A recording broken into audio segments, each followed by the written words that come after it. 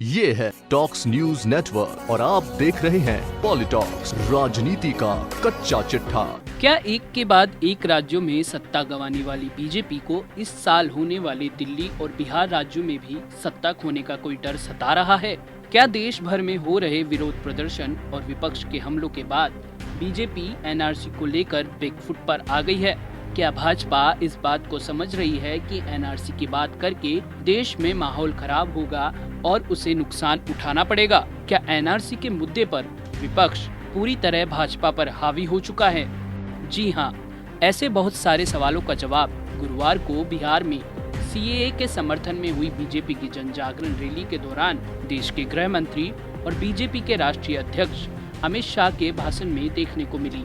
कश्मीर से धारा 370 हटाने के निर्णय के बाद गर्मजोशी के साथ संसद और संसद के बाहर सीएए और एनआरसी की बात बड़े एग्रेसिव अंदाज में करने वाले अमित शाह बिहार के वैशाली में हुई रैली के दौरान बदले बदले से नजर आए। अमित शाह के भाषण पर जरा गौर किया जाए तो उसमें नागरिकता संशोधन कानून का तो जबरदस्त तरीके से जिक्र था, लेकिन राष्ट्रीय नागरिक रजिस्टर एनआरसी का शब्द ही गायब था। अमित शाह ने सीएए के समर्थन में दमदार भाषण देते हुए एक नंबर पर मिस कॉल तक करवाई। सब कुछ किया, लेकिन एनआरसी के बारे में जिक्र करना तो दूर, उसका नाम तक नहीं लिया। यही नहीं, अमित शाह के भाषण में सब कुछ था, जैसे कश्मीर से धारा 370 हटाना, राम मंदिर का निर्माण, दिल्ली की जेएनयू और जामिया की घटनाएं। बस अगर कुछ नहीं था तो वो एनआरसी। अमित शाह ने सीएए के समर्थन में महात्मा गांधी का जिक्र करते हुए सीएए के साथ एनआरसी का विरोध करने वाले राहुल गांधी, ममता दीदी, अरविंद केजरीवाल पर जमकर निशाना साधा, लेकिन भाषण के दौरान इस बात का पूरा ख्याल रखा कि कहीं एनआरसी का कोई शब्द मुंह से न निकल जाए। समझने वाली बात यह है कि लोकसभा में प्रचंड बहुमत होने के बाद भी एनआरसी को लेकर भाजपा इतने दबाव में क्यों है?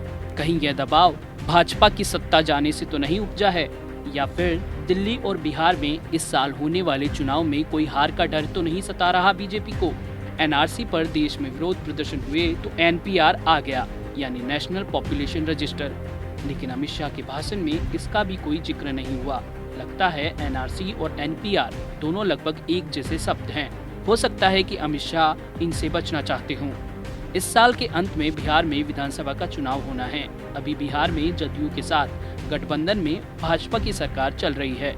नीतीश कुमार मुख्यमंत्री हैं। पिछले कुछ समय से भाजपा और जदयू में खींचतान के कई समाचार सामने आते रहे हैं। जब प्रधानमंत्री नरेंद्र मोदी और गृह मंत्री अमित शाह ने एनआरसी लाने की बात कही तो कांग्रेस, लेफ्ट सहित तमाम भाजपा विरोधी पार्टियों सहित एनडीए के सहयोगी भाजपा गठबंधन से बिहार के मुख्यमंत्री नीतीश कुमार ने भी एनआरसी को पूरी तरह से खारिज कर उसका विरोध किया।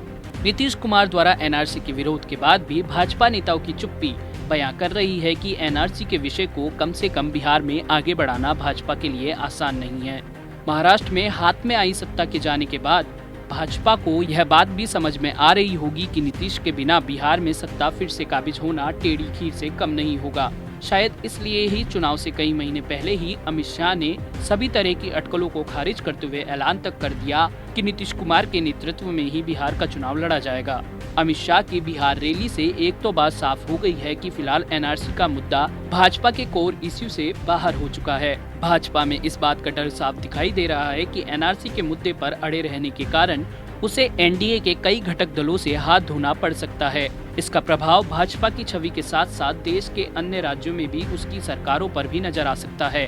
पॉलिटॉक्स ब्यूरो, दिल्ली। ये है टॉक्स न्यूज नेटवर्क और आप देख रहे हैं पॉलिटॉक्स, राजनीति का कच्चा चिट्ठा।